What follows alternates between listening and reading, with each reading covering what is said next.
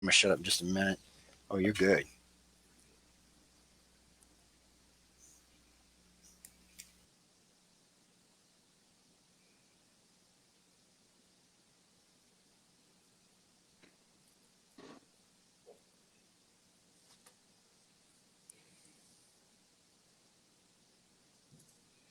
Okay, you can go. You live, Jenny. Sorry. Good evening and welcome to Chasing Prophecy on the FM 107.7 New Orleans, where we discuss anything and everything beyond the scope of normal. Remember to like us on YouTube and follow us on Instagram. I'm Jenny Nicasio along with Sean Kelly and Jason Petro. Happy Thursday, everyone. Happy Hey, how's it Thursday to going? you. Happy Thursday. Great. Gettysburg, PA is one of the most active paranormal hotspots in the world. You know that, right? Oh, definitely. Well, this is the place where 94,000 Union troops under General George Meade clashed with 72,000 Confederate soldiers under General Robert E. Lee in what became the bloodiest battle of the Civil War. From July 1st to the 3rd, 1863, more than 51,000 Americans were killed, wounded, or went missing. No reason why it wouldn't be one of the most haunted lists on travel destinations list. Gettysburg has become a place of mysterious and unexplainable stories of out of the place noises and smells and sights that are out of time. And wow, they're strange experiences. The area is well known for its paranormal activity. More people died young and suddenly under tragic circumstances at a high level of emotion than anywhere else in the entire United States. For the next hour, we're going to discuss with author and owner and operator Mark Nesbitt of Gettysburg Tours. Welcome to Chasing Prophecy, Mark. Is he online? And there he is, Mark. Hey, Mark. Hey. Sorry it took so long, buddy. We were having a little technical difficulties. This is a new system that they were trying out, and hopefully it'll be a good one for us. So I'm so glad you're here with us tonight. Well, I saw it was hat night, so I figured I'd do a little shameless Great. here. Hey, it looks good, brother. Looks good. Yeah. We got our Jason's there in the background. He doesn't have his photo up, but Jason, you want to say hello? Hey, hello. Nice to meet you, Mark. Thanks for coming on tonight. Well, Mark, I know that you have been a busy boy in the last, how many years has it been? You know what? We just actually the books first came out in 1991, and then we started, or the first book came out in 1991, Ghosts of Gettysburg, and then we started the tours in 1994. So we're in our 27th year of giving tours.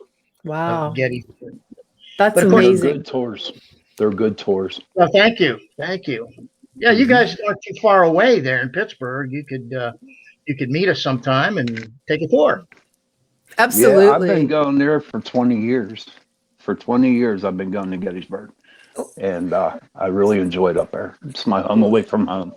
Mark, tell us, okay, I've been doing a little bit of research on Gettysburg, and when I watch some documentaries and I read your books, I get like a twinge in my gut, my heart, because I believe that these guys, they think they're still there, and that's probably why it's so haunted, because their lives were just extinguished so quickly and so bloody. Why don't you give our listeners who aren't from Gettysburg or Pittsburgh or Pennsylvania, or that live out in New Orleans and all the other, states, tell us why you believe. I know what I just said, but give us some of the background about Gettysburg. Well, the Battle of Gettysburg, that was a very good summation that you gave. The Battle of Gettysburg was the largest, bloodiest battle on the North American continent, as far as we know it, in recorded history of the North American continent. I say that because there may have been Native American battles that were bigger. In fact, we think we tracked one down in Gettysburg. It's almost as if Gettysburg was was cursed to be a battlefield at least twice. At any rate, the Battle of Gettysburg took place about in the middle of the American Civil War in July of 1863. Civil War started in April of 61, ended in April of 65. And so the Gettysburg was like the watershed. The Confederacy was winning many, many battles. Chancellorsville in Virginia was the most recent before Gettysburg. There was a decision made at the highest levels of the Confederate government to invade the North. Now, the Confederacy was fighting basically the same way we were fighting in the American Revolution for separation, for independence. They just wanted to break away, secede from the Union. And but so they were fighting mostly but in doing so, they ended up having two huge armies in Virginia for the most part, consuming everything down there in terms of food and horses and cattle and grain. So that was one of the reasons why they determined that they needed to invade the North. So at the beginning of June 1863, Robert E. Lee began his march northward. He got into the Shenandoah Valley, marched northward, and then spread out over the once he got past the Mason-Dixon line, spread out over south central Pennsylvania, heading northward towards Harrisburg, the capital of Pennsylvania, and eastward towards York and Lancaster, Pennsylvania, kind of like the breadbasket of the North. And at this point, it was a gigantic raid.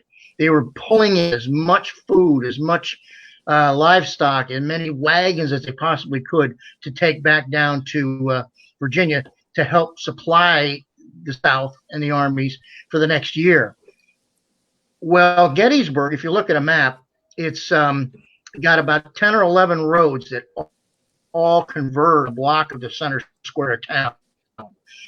You have two huge armies wandering around in that area. They're going to bump into each other someplace. And when you have all those roads that converge, that place is probably going to be pretty likely a place that they're going to touch. And that's exactly what happened on the morning of July 1st, 1863. It started off as a small battle between Confederate infantry and Union cavalry out west of Gettysburg. And from there, it just snowballed. By the time the day was over, there were a lot of troops committed. Robert E. Lee had ridden in and saw what was happening. He did not want to fight a battle. He wanted to get out of Pennsylvania if he could. But he saw what was happening, and on the first day, it was a Confederate victory. So that was what, probably changed his mind to stay there and fight it out for the next 2 days. And on the second day, he attacked both ends of the Union line, which was in kind of a fishhook shape, and was unsuccessful. Caused a lot of casualties, and of course, he's always watching his ammunition and food and everything for his army, and he realized he had a couple of more days left to fight on the next day, July 3rd, an assault to the center of the Union line, which we know now as it was a catastrophe. 12,500 men went into the charge. 2/3 became casualties, killed, wounded, or missing. So the next day, he anticipated a counterattack. It never came, and he decided to say, "Get while the getting's good."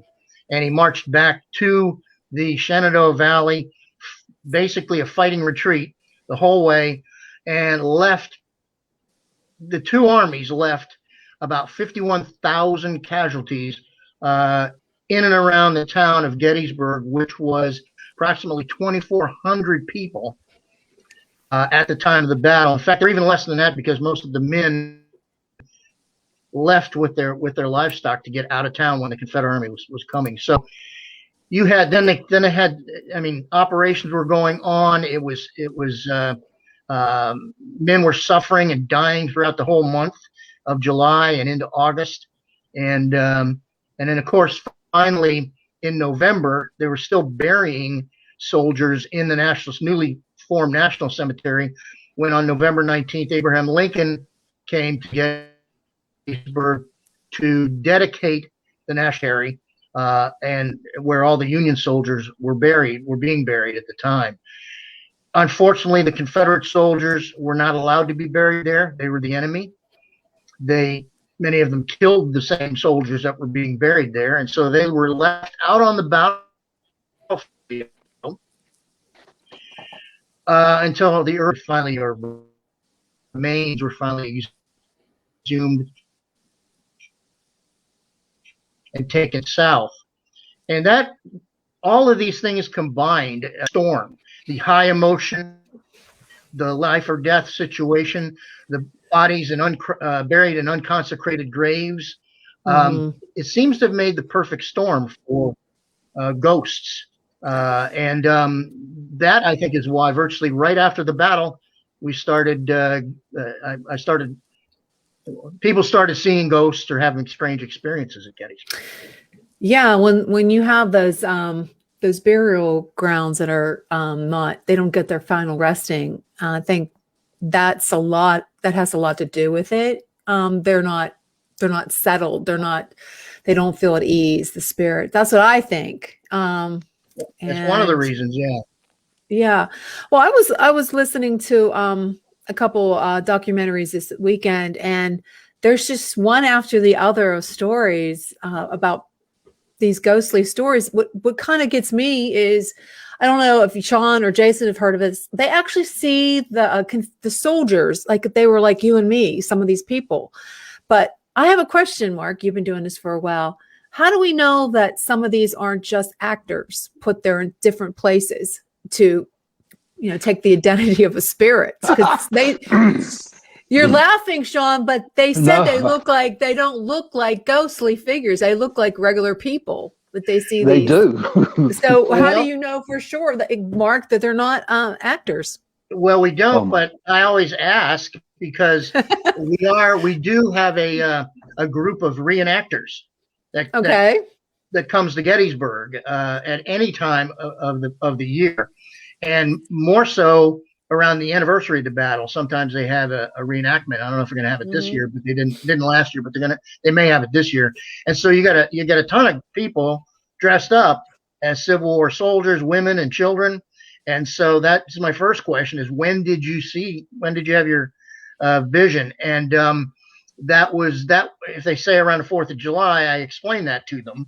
But some of them have experiences in December or January, and no one, there's hardly even any visitors in January and February. But that being said, there are also other things that happen. A lot of people want to know, they always ask, have you ever seen a ghost? And you have to say no, but that doesn't mean you haven't had an experience. All the senses are involved. In fact, I've collected well over 1,000 stories. So that gives me a body of data that I can mine. And one of the things that I've discovered is that the most common experience at Gettysburg is auditory. You're going to hear a ghost before you see one. That's about 60-70% of all my stories. Only about 10% are visual. But you'll also have olfactory. People will come into the shop when I'm doing autographings, and they'll say, I had a weirdest thing. I'm walking down the street and I smelled rotten eggs. Yeah. And and they said, what's that? And I said, well, that is the smell of black powder, which had sulfur in it, a large amount of sulfur in the black powder. Black powder was a propellant that soldiers used. So they got a whiff, probably paranormal, of that black powder. They'll smell old-fashioned perfume. Yeah. What was that smell that the women used to carry on them when they would go through, because to get rid of the smell of the death?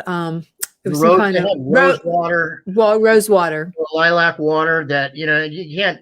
That there were so many, literally tons of flesh rotting out in the hot sun, and you couldn't run away. You couldn't remove yourself from it. So they would just carry around handkerchief soaked with lilac water or rose water, and they'd be out shopping and they'd be like, I'll take 2 tomatoes, and all of a sudden the smell would hit them and they'd clap that over their faces so they wouldn't smell that. So people will smell that now, old fashioned perfume. They're like, I haven't smelled that since my grandmother was alive, that type of thing. And other things too, being touched, being tapped. I've had my sleeve pulled. I've been tapped on the back 3 times in a row, 3 separate times within 30 seconds of one another. So it's all and cold spots. There are people walking with cold spots. So all the senses are involved. Seeing a ghost is just 10% of all the experiences. I was listening to, I don't know if you guys, Jason or Sean, heard the story of the man who's an investigator that went into the woods and he was singing. He had I think it was a harmonica, and he was playing Dixie. Did you hear the story, Mark, about the Dixie? He's playing it, and he got a really bad, felt like his stomach, like someone shot him in the stomach. Did you ever hear that story? We've done that, to kind of entice. Oh yeah, you did it? Yeah, okay, tell us about it. Well, we've done a couple experiments. We have our ghost tours leave out of a Civil War era building. So it's kind of nice when you own one of those, you can lock it down and that there's nobody in there. And so then you can start experimenting. And I had a local broadcaster who was a skeptic, a complete total skeptic. And he was interviewing me in the house. In fact, he was grilling me. He said, "How you make your living at this so you could fake all this stuff?" I said, "Well, I could, but I don't. I want to know what's going on here." And so we went up to the most active room. He had, unbeknownst to me, he had brought a boom box, and he said, "I'm going to play something. I'll see if I can get anything on my recorder." So sure enough, he had a recording of Dixie, and he played it. He started it, and he got to one point, and then he stopped it. But he kept his recorder going. And when he played, we couldn't hear anything. But when he played it back, sure enough, we got a few notes in there. I mean, it didn't sound like somebody singing Dixie, but we got notes, and there were no notes heard. That's cool. The other thing is that we've also found out that we had, while he was there, one of our kind of walk-in ghosts was a priest. We had wounded soldiers in our house, and he was apparently coming in there to take care of them. And he said, "Let's try something else." So he said he got his recorder going. He started saying the Lord's Prayer, and he got to a certain point and he stopped. And sure enough, when we played it back, we got a few words that sounded a lot like, and it's not perfect, but it's like, "Thy will be done." Oh, okay? So, and this is, I don't mean to sound like it happens every day, but it almost does in our building. We have a lot of activity there, and we have gotten pretty good at gathering it together. That's called EVP, which I'm sure it's the electronic voice phenomenon, which you don't hear what's being recorded, but something's being recorded. So, Sean, what are your thoughts? My thoughts are, right on the money with this. I would like to share two of my experiences up there. When we were at the main monument out there on Little Round Top, we sat there one night, and it was hot and then 90 degrees, and I actually smelled the gunpowder and coming up from the hill, from where the Alabamians came up the hill. I actually heard and smelled the gunpowder, and I heard shots like little BBs. But you were talking about enticing the spirits. A couple years, I'd say about 4 or 5 years ago, we went up there. My mother gave me a CD of the Chieftains, okay, which is an Irish folk group. And we went down to the peach orchard. And that was day 2 of the battle. The 69th and 68th Irish Brigade really got their butts kicked that day. And one day, and when we were there, we started to play this Irish music. and you could just see all the haze, all like I'm going to say ectoplasm or whatever, orbs, stick figures, everything. It was crazy. Mm. It was, and to me, that was like a good experience for me when we played that. And we also played it at the 69th Monument, and we got a lot of activity over there too. So it's pretty cool. Yeah, well, that's a good place to do it. The Irish were known for their feistiness and their they didn't call them Fighting Irish for nothing. And Damn straight. that was that and emotion has something to do with the hauntings at Gettysburg, because we leave. I believe we leave an energy. I mean, what else can ghosts be but energy? That's what everything is. That can be perceived. And so when there's an outpouring of energy, in other words, when you know what's on the line, number one, your own life, number two, the life of your country, I think you exude a lot of energy. And when you put it all together and you have 2,500 men in a brigade and they all are charging together, certainly it's going to leave a mark. And there are various theories about that. Yeah. One called the stone recorder theory, or the quartz. We know we have a lot of quartz in Gettysburg, in the granite that's there, and it's all over. Those stone walls and Devil's Den, and all the buildings have brick made and also stone foundation. So that may have something to do with it too. How many? I know there's a lot of different. There's the Orphanage in Gettysburg that's haunted. There's a Jenny Wade, the young woman who was shot by a stray bullet. Have you been to? Do you have any stories regarding those to add to our show tonight? Yeah, I've done investigations at both of those. And Jenny Wade's house is interesting because what we found out is there.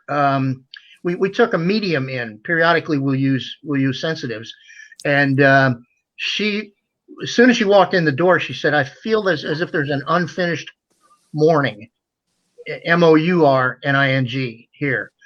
And now she didn't know anything about the history. She'd heard about Jenny Wade, but she said it was an unfinished mourning. And so we went all around the house, got down into the basement, and there's a chain that goes from one pillar into the stone wall. Okay, so it's not going anywhere, even with traffic outside. But it has a reputation of moving on its own. And as we're going through and we're getting ready to leave, all of a sudden we see the chain start to move, and it moves in an odd way. It's not like someone touched it so that it would do a wave. It just moved like it was solid, like it was all soldered together or something. And I said, "Carol, do you see that?" She goes, "That's Jenny's father." And it hit me like a ton of bricks, because what she didn't know is that Jenny Wade's father was kind of a ne'er-do-well around town. And at the time of her death, he was incarcerated. Oh. Okay? And so he may not have heard about it for a week or two afterwards that she had been killed. And he certainly didn't get to participate in any of the memorial or anything like that. So there's the unfinished mourning that she absolutely. So, and he's like wants to protect his daughter. And I think that's probably why he's sticking around, because that he feels that since he missed out on it, that's his job to do. Yeah. It's amazing. Before we dive deeper into this topic, I want to pause and mention my good friend, author C.L. Gaber. She's the sci-fi author of The Ascenders. It's a series that I definitely think you guys should check out. If you don't, I think you're going to be missing out on something great. I think it's great for spring break. I'm going to give you a little bio about the story. Scientists agree the human mind doesn't fully form until you're 25 years old. It begs the question, what would happen if we were to die young? Where would we go? Where did they go? Walker Callahan went to sleep in her own bed last night. She woke up somewhere in the middle of an adventure of afterlife time. No rules, no fears, no limits. Why? You can't die twice. Great topic for what we're talking about. Ascenders High School for the Recently Departed has been called an epic and best paranormal book series ever. Original and unputdownable. Available on Amazon. Check it out. You can go to our website, chasingprophecy.com, and there's a link there that you can subscribe on Audible or buy the book on Kindle or paperback. Okay, guys, back to the story. Yeah, Jenny Wade, my children went there and they took some photographs. And the one photograph, which was really cool, and I can't find it, I'm getting hell for it, was a necklace. And I don't know if you know the story about the necklace in Jenny Wade. I asked John and Jason, they don't really know for sure if right, guys? No, I don't. But there was a necklace, it showed up. There was nobody on that picture. He just took a snapshot, and there was a necklace like hovering in the sky, like in the air. Did you ever hear anything about the necklace? No, that's new. Well, I don't get a lot of stories from Gettysburg anymore. I get letters from a lot of people, but the stuff that's happening now in some of these places, I don't get a lot of it. But that's interesting. Yeah, I've been trying to find the picture. I had it, and I hope it didn't get pitched because it was really cool. And I think I don't know. I thought it was a really neat picture, and I wish I had it. A lot of things do show up on photographs at Gettysburg or not. Oh yeah. Well, we get the ubiquitous orbs, and to me, the jury's still out on the orbs. A lot of people will send me a picture that they took out their window of their car, and they say, look at, and it's full of these orbs, and they'll say, look at all the orbs we got. It's all soldiers. I could have gotten some more pictures, but it was raining out. So, Yeah, that could be an orb too. Jason, what do you think about this? Oh, well, I haven't been to Gettysburg yet. We're actually planning on going really soon here in the spring, which I'm pretty excited for, hearing all the stories and, the people seeing spirits and everything. I was curious though, with the spirits, are a lot of them just mostly residual spirits, or do they take notice that there's, living humans around, throughout the year? We have both. And just as a couple of examples, first of all, one of the very first stories I ever heard at Gettysburg. Of course, I was a park ranger there for a number of years in my youth, and a young woman came into the visitor center one morning at 8 o'clock. We just opened, and the first thing she said is, "Are there any ghosts here at Gettysburg?" And apparently, other people have been asked that for a number of years, and our bosses said, "Look, tell them no, because there are too many other things to talk about." So we'd look around, we say, well, no, there aren't any ghosts here. And then we'd look around, see if there are any bosses looking at us. And we'd say, why? What happened? Because we wanted to get the story. And she said, I was at Devil's Den early this morning, about 6 o'clock, when the park first opened. And I got into Devil's Den and kind of got lost. And she said, what? So I got out of my car. It was a beautiful morning. And I got up on top of the rock so I could look around. And I had my camera, so I figured I'm going to take a picture. So I had the camera up to my face, and all of a sudden, I got this feeling that I wasn't alone. So I turned around, and there was a man standing there. And he said to me, what you're looking for is over there. And he points, and she said, I turned around, and then it hit me. How's he know what I'm looking for? So I turned right back, and he was gone. So was he looking like a normal person? Like he wasn't like a ghostly vision? That's what we asked. We said, what did he look like? She said, well, he looked kind of like a hippie. He had long shoulder length hair, sloppy hat, dragged clothes. His pants were all chewed off at the bottom, and he was barefoot. It could be a Well, soldier. it's interesting because what she did is she described a Texas soldier. Okay. And the first Texas is the unit that is credited with and most associated with taking over Devil's Den from the Union Army. Okay. Wow. And the interesting part is I got another report about the same guy that a woman saw. and he spoke to her. So Mhm. that's your interactive or intelligent haunting. Now, we also have residual hauntings there. And maybe the most common one, believe it or not, is the Phantom Regiment or the Phantom Battalion. And Yeah. I have probably half a dozen accounts of people seeing what they think are reenactors maneuvering out in the battlefield. And the one that really sticks in my mind is of two people, a father or a mother and a son, and they're driving. They turned left to go past the peach orchard to go towards the wheat field. Mhm. Just as they came over the ridge, they saw a unit of soldiers marching out in the fields. Now, the dog is in the back seat, their dog, and the dog is growling. And Oh, yeah. this is important because they're watching, and the unit is marching around and doing maneuvers. And they watch for a couple of minutes, and then all of a sudden, here comes a couple of joggers, and the entire unit just vanished. Oh, Oh, wow. wow. That That's is- cool. The dog stops growling. That's cool. The dog is important because humans have a tendency to just blow it off, say, "Oh, wow, that was Mhm. imagination. Had too much to drink, that kind of stuff last night." And but animals, dogs, Mhm. they Absolutely. They know that.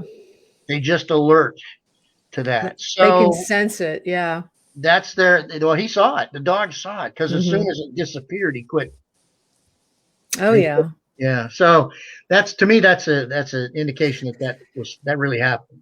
There was a paranormal investigator that I was listening to on a show, and she said that she could hear a soldier whispering, "I'll shoot you. I'll shoot you." Possibility. Yeah, she was scared, and she got real sick in the stomach too.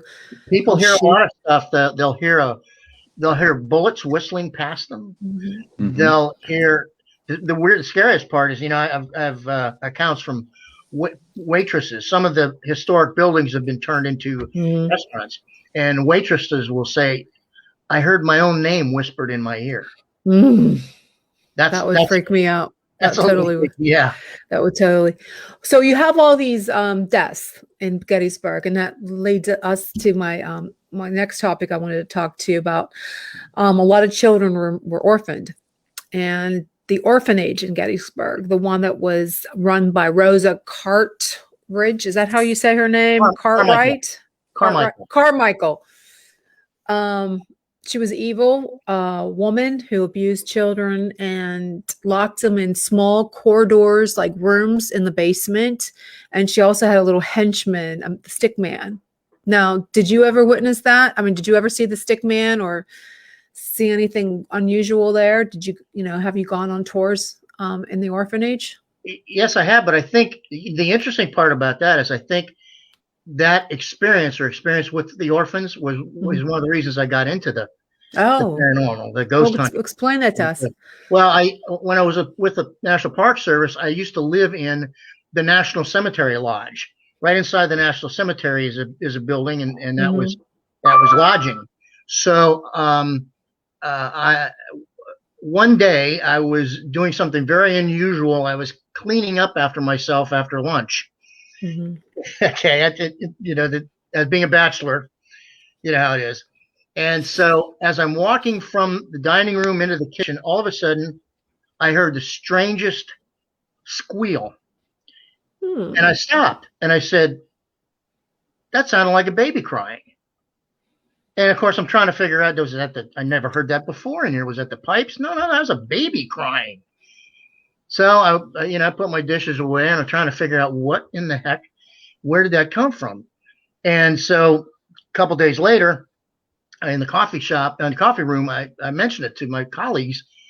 They said, "You need to talk to such and such who lived there before you." So I talked to her and asked her, and she said, "Oh yeah, I used to hear a baby crying all the time in there. I heard it so often that one time I started running up the stairs and I forgot my kids are already grown." And then I was thinking about it. Okay, why would people hear a baby crying in that building? Not just me, someone else. That building is only a few doors up from the orphanage. The orphanage. Yeah. So you have it just the orphanage is just down Cemetery Hill from that building. So that may very well be what I heard, but it got me kind of on a quest to kind of collect the folklore, the stories, the ghost stories of Gettysburg. Yeah, they're all connected. They're all like any kind, like it's like a mystery. And that leads me to this podcast. And if you have a fascination with mysterious crimes, unsolved mysteries, perplexing cults, and all that fall in between, I want you to follow the Girls of Cults, Crimes, and Cabernet. Their weekly podcast covers the horrible happenings that occur across the nation. Melissa and Whitney provide an insightful yet eye-opening approach to these crimes. And their laid-back conversation style makes you feel like you're hanging out with one of the girls with a glass of wine with your closest friends. They cover new cases, which is really cool, and they really investigate these cases every Monday on Apple Podcasts, Stitcher, or your favorite podcasts like Spotify, platforms you can find anywhere. And they link to the Cults and Crimes Cabernet, and you can find the link on our website at chasingprophecy.com. So I want you to check them out. There's a little sample podcast. They're going to, if you're really into mysteries and crime, this is the podcast for you. Yeah, when we think about Gettysburg, now I have a fascination for history, and that's why I like Gettysburg. And I also like Bushy Run Battlefield. And I was wondering, Mark, I don't know if you've ever been there. Do you think they might have some hauntings? Have you done any research on Bushy Run Battlefield? I have not, but I have heard that it is active. It has hauntings there at Bushy Run. My good friend Patty Wilson, who is also a co-author of mine, has done a lot of work in Pittsburgh and between Bedford and Pittsburgh of haunted sites. Mm-hmm. And she has several books out on that type of thing. She co-authored a book with me on Haunted Pennsylvania. Yeah, and so I was checking that out. Yeah, and the Heinz Center there in Pittsburgh is reportedly haunted. So you have a number of places out in that vicinity. We did a weekend investigation in the what was it called? The Mountain View in Greensburg. Mountain View, yeah. Yeah, it burned down recently, I guess, and that place was pretty active. We had a lot of interesting information come out of that too. So, yeah, I do have a question, real quick. I have a question. Yeah. Okay, over there, since we are out of New Orleans, okay, so that's in the state of Louisiana. Was the Louisiana detachment up there something about the Tigers? Oh yeah. What's up? What was up with that? Well, two things. One is particularly interesting to me because one of their positions that they took was right near our building, just half a block from our building, the Louisiana Tigers, Hayes Brigade, and we have a ghost, a resident ghost in our house that two people have seen who literally have almost bumped into, had to walk around him after they turned off all the lights. One is my daughter, and the other one was a woman who was working for us, who was a medium. And through EVP, we got the information that he was from Louisiana. He was guarding some of the Georgia troops that were in there. They both described him as being a linebacker size. He's a big guy. The one woman was also military, and she said he went on kind of on guard when she came in. So he's still there. And his name was Edgar, but that's not a name that he likes too much. So, but at any rate, so he's there. Now, the other interesting thing about the Louisiana Tigers is that they made an evening assault on East Cemetery Hill, which is probably 500 yards from our building. And it was pretty vicious fighting there, but the whole unit made that assault in the dusk. They fought against artillery, and it got pretty vicious. When you have to attack artillery in the Civil War, depending on what kind of of shell they're using, sometimes there's not a lot left of you. Hmm. Okay. Hey, I Mark, has thought they anybody were- ever got hurt there from one of the ghosts? Anyone got hurt? Yes. No, our ghosts are pretty. They're Pretty. yeah. You know what? A lot of people are worried. They say, "Am I gonna, get Yeah. haunted by a ghost?" But I've never. Never. There's only one. All the stories I've collected, there's only one where someone got hurt by a ghost, and it wasn't in Gettysburg. It was down at Fort McHenry. Okay. So, So, Mark, yeah. just a quick question. So, since I'll be a first timer there when I get to go up, what would you say is the top 3 most haunted areas of Gettysburg? Like, yeah, I get that a lot, and it changes.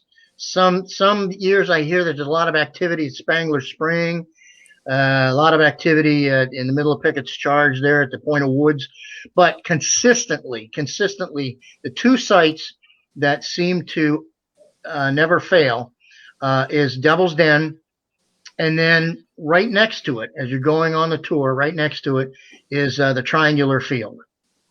okay.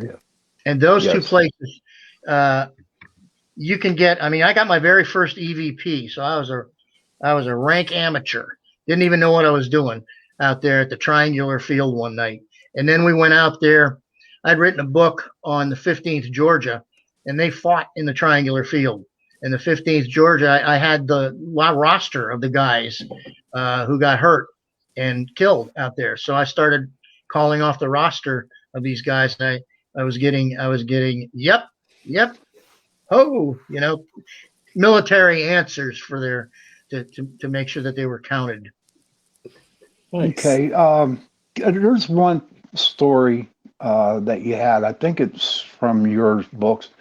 Can you talk about the Gettysburg College and this incident with the ladies going down to the elevator? To me, that is very, very interesting. Can you explain to our viewers what happened? Absolutely, This is yeah. a cool story.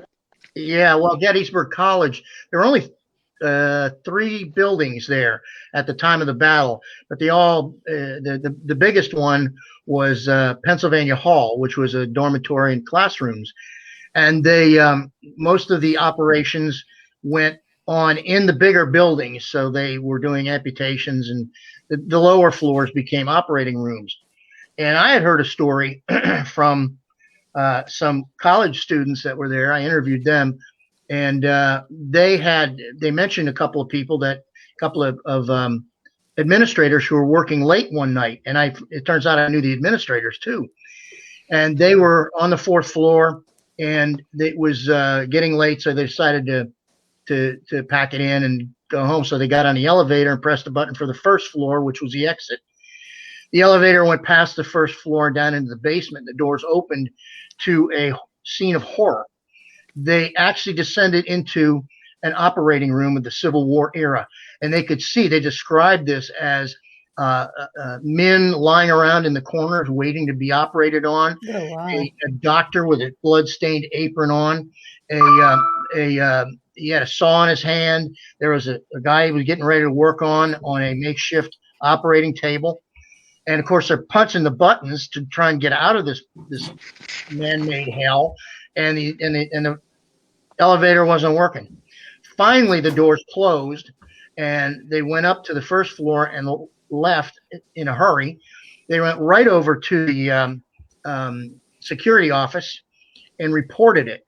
Now, I knew there was a security guard too, so I talked to him, and he said, yeah, we went back over there again, got on the elevator, went down to the basement. The doors opened, and he said, I thought I was going to catch a fraternity doing a prank, but there was nothing. It was all clean and pristine. And the interesting part about that is a few years later, I was autographing at Gettysburg College, and a couple came in, and they said, we know those women or the woman that you wrote about. I said, oh, you know such and such. And no. Oh, you know the other one? No. They gave me the name of a 3rd person who had the very same experience, except she wasn't working for the college. She was an accountant, and had this. I interviewed her over the phone. She had moved to Denver, so I got in touch with her, and she had the same experience. Oh, wow. That's cool. And how about the Blue Boy? Well, yeah, that's another famous one as well. The Blue Boy, that is associated with Stevens Hall. Now, Stevens Hall was not there at the time of the battle, but it was built in 1865, right after the war. And now this is kind of a more or less up and to a point. We're not really sure how he got trapped there, but the rumor has it that it was a cold winter night, and he had run away from the orphanage. And the women, it was a girls' prep school and dormitory in Stevens Hall at the time, and they had hidden him out on the ledge when the headmistress came to find out about him. They had heard that they had a child was hiding there, and so they hid him out on the ledge on this cold winter night, figuring they'd only be talking to him for a couple of minutes. Well, it was over an hour, and they finally went up, threw open the window, and he was gone. It was like he vanished, and they couldn't find him outside or anything. Now, fast forward 100 years, women in that room in Stevens Hall will be studying, and they'll catch something out of the corner of their eye, and they'll look out and it's a third floor window, and they'll see the face of a small boy floating outside their window. And either they'll run away or they get up and try and go over and look a little bit closer, but he vanishes after a while. Every account of that had this little boy's face with a bluish cast to it, as if he'd been out in the cold way, way too long. Wow. Very, very. Your stories are awesome. You know, everything that you have written. Thank you. I really enjoy those. I really do. Thanks. And I enjoy Gettysburg a lot. But to me, whenever I go up there, I'm with Pittsburgh Paranormal Society, and we like to go to Sachs Bridge. To me, that place, Sachs Bridge and Culp's Hill, to me are the most haunted areas up in Gettysburg, especially Culp's Hill. That's creepy. Well, there was a lot of battle action there. People don't realize it, but that was some of the longest fighting, prolonged fighting in the entire battle. They fought through the almost up to midnight on July 2nd, and then started up all over again at 4:30 in the morning at first light on July 3rd, and then fought till almost noon. So a lot of fighting there, and a lot of well, there are pits still there where they had bodies that were buried and then exhumed. And so, you know, that's an active place too. I've gotten a lot of EVP out there. Hey, Mark, are you doing any other writing? Yeah, in fact, I'm working on Ghosts of Gettysburg 9. Wow, that's amazing. Yeah, we're trying to convert my all my ghost books into audiobooks. That's awesome. You should do that. Yeah, I'm working on another work of fiction. I came out with my first work of fiction last year called Die Again Once More. And it's paranormal, so it's got the paranormal thing and life after death and all that other stuff. And so, yeah, and if anybody's interested, ghostsofgettysburg.com. That will tell everybody about my books, and they can purchase the books there, and also about the tours that are starting on April 10th.